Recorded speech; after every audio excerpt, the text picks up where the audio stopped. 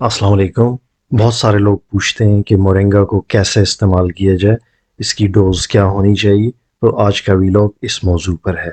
اکثر پودے پروسیسنگ کے بعد یا پکنے کے بعد یا کسی کیمیائی عمل کے بعد اپنی غذائی خصوصیات کھو دیتے ہیں۔ ایک تحقیق میں یہ دیکھا گیا کہ مورنگا کو 15 منٹ بوائل کرنے کے بعد بھی اس کے چیدہ غذائی اجزاء برقرار رہے۔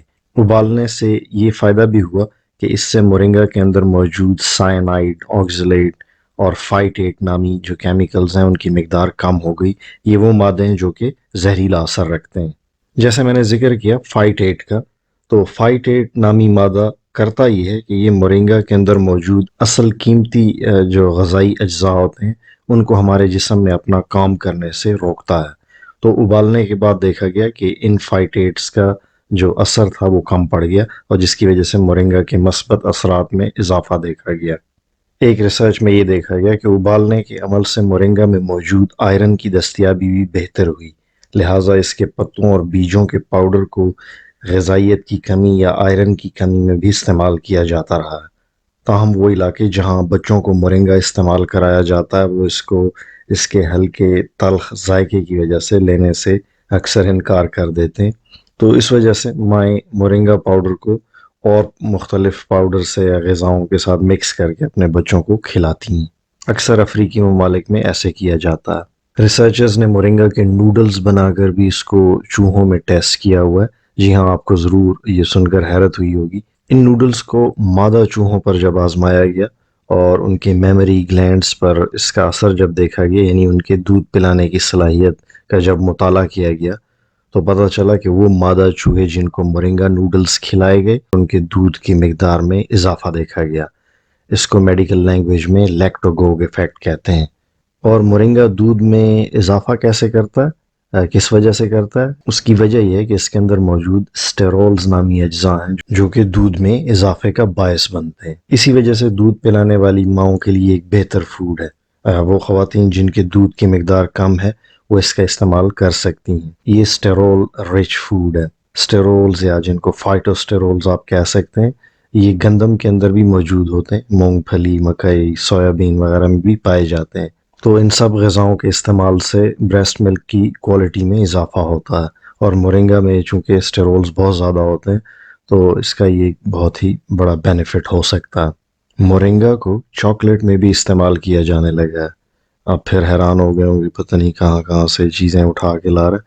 آپ کو کچھ اسکرین پہ نظر آئے گا، آپ کو یقین آ جائے گا اس بات پہ۔ تو اگر کسی چاکلیٹ کے اندر مورنگا موجود ہو تو اس کی غذائی اہمیت میں اضافہ ہو جائے گا۔ کچھ ریسرچرز نے مختلف مقدار میں مورنگا کو چاکلیٹ میں شامل کیا ہے، اس پہ ریسرچ موجود ہے۔ تو چاکلیٹ کے اندر مورنگا شامل کرنے کے بعد اس کے اثرات کا جائزہ لیا گیا۔ مطالعہ کرنے پر پتہ چلا کہ ایک سٹینڈرڈ چاکلیٹ میں اگر مورنگا کی مقدار 20% تک رکھی جائے تو اس سے فائدہ حاصل ہو سکتا ہے۔ یہ چیز بھی نوٹ کی گئی کہ اتنی مقدار میں چاکلیٹ کے اندر مورنگا شامل کرنے سے اس کے ذائقے پر بھی زیادہ منفی اثر نہیں پڑتا۔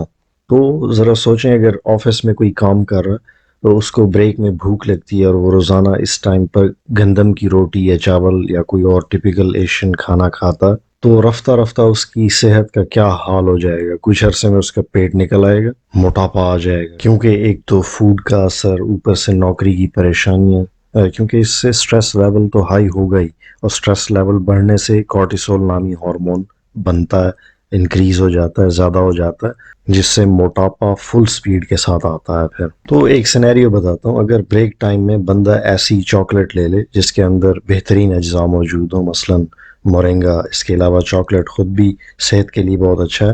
چاکلیٹ کے اندر فلیونولز ہوتے ہیں جو کہ اینٹی آکسیڈنٹس ہیں، جو جسم میں ہر قسم کی سوزش کے خلاف کام کرتے ہیں، سوزش کم کرتے ہیں۔ تو چاکلیٹ ایک سٹمک فلر بھی ہے، بھوک بھی مٹاتی ہے۔ تو ایسی چاکلیٹ جس کے اندر زیادہ شوگر کانٹینٹ نہ ہو وہ بہت زیادہ فائدہ مند ہو سکتی ہے۔ مگر افسوس یہاں پر کسی کی توجہ اس طرف نہیں جاتی کہ کوئی ہیلدی چاکلیٹ بھی بنا لی جائے۔ البتہ باہر ملکوں میں ایسی ہیلدی چاکلیٹس مل جاتی ہیں، مگر شوگر کے مریضوں کو یہ خیال رکھنا ہوگا کہ وہ زیادہ میٹھی چاکلیٹ نہیں لے سکتے۔ اچھا، دیکھا گیا ہے کہ کچھ لوگ جب مورنگا زیادہ لے لیتے ہیں تو ان کا پیٹ خراب ہو جاتا ہے، ان کو ڈائریا ہو جاتا ہے۔ اس کی وجہ مورنگا کے اندر موجود آئرن ہے۔ آپ جانتے ہوں گے، آپ جب آئرن سپلیمنٹس لیتے ہیں تو آپ کو ڈائریا ہو جاتا ہے. اکثر لوگوں کو ڈائریا ہوتا ہے, آپ نے نوٹس کیا ہوگا. مورنگا کا ڈائریا بھی اسی وجہ سے ہوتا ہے. تو آپ کے لیے مشورہ ہے کہ روزانہ کسی بھی صورت 4 گرام سے زیادہ مورنگا نہ لیا کریں. تو مورنگا کی جو سب سے زیادہ اہمیت بیان ہوئی ہے اور ریسرچ جس پہ ہوئی ہے اور یہ ایفیکیسی ویل ڈاکیومنٹڈ ہے, وہ شوگر میں ہے, یعنی ڈائبٹیز میں ہے. اگر کوئی مورنگا کو اپنی خوراک کا حصہ بنا لے تو اس کا شوگر لیول اس سے بہتر رہے گا, بشرطے کہ آپ خوراک میں احتیاط کریں اور واک کو بھی معمول بنائیں. مورنگا کے پھول بھی نیوٹریشنل ویلیو رکھتے ہیں. ان کے استعمال سے کولیسٹرول میں بھی بہتری دیکھی گئی ہے.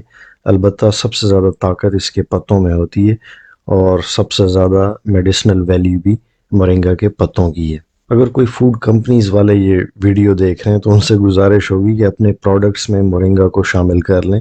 یہ آسانی سے دستیاب ایک درخت ہے, پودا ہے. باہر ملکوں میں تو اب اس پہ کام ہو رہا ہے کہ جو سنیکس ہوتے ہیں ان کے اندر بھی مورنگا کو شامل کیا جانے لگا ہے. تو آپ بھی اس پہ عمل کر سکتے ہیں. اگر آپ سنیکس کے اندر اس کو شامل کر دیتے ہیں تو اس کی نیوٹریشنل ویلیو یا اس کی سیفٹی بڑھ جائے گی. سنیکس ویسے تو میری نظر میں مکمل طور پر اوائڈ کرنے چاہیے, ان ہیلدی ہے. مگر آپ کو معلوم ہے لوگ باز نہیں آتے, اس میں اٹریکشن ہی اتنی زیادہ ہے, اس کی مارکیٹنگ اتنی زیادہ ہے, اور بچے تو کسی صورت میں بھی نہیں رکتے.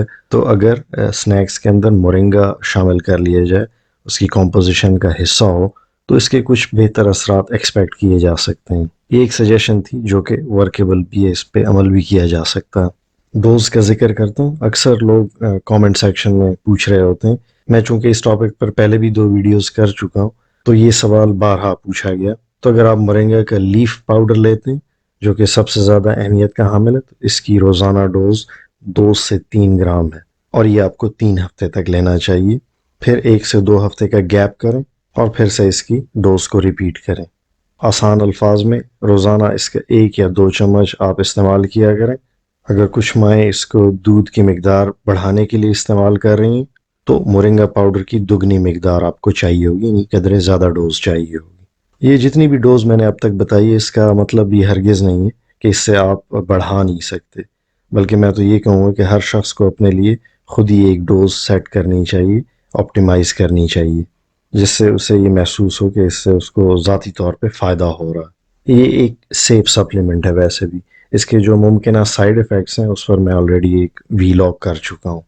یہ جتنی بھی انفارمیشن آج میں نے آپ کے ساتھ شیئر کی ہے اس سے پہلے شیئر کر چکا ہوں, یہ اپنی طرف سے نہیں کر رہا, یہ ویل ڈاکیومنٹڈ ریسرچ ہے.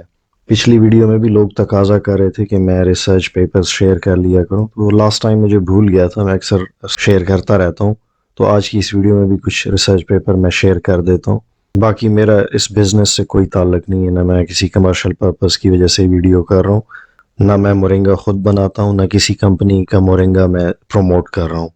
میں یہ سمجھتا ہوں کہ اتنی زیادہ انفارمیشن دینے کے بعد, کیونکہ اب یہ 3ری ویڈیو ہو گئی اس ٹاپک پہ, آپ اس قابل ہو گئے ہوں گے کہ اپنے لیے بہتر چیز کا انتخاب کر سکیں. آپ اسے استعمال کرنا چاہیں یا نہ کریں, یہ آپ کی اپنی مرضی ہے. تو آج بس اتنا ہی. اپنا اور اپنے آس پاس لوگوں کا خیال رکھیے. دیکھنے اور سننے کا بہت بہت شکریہ. اللہ حافظ.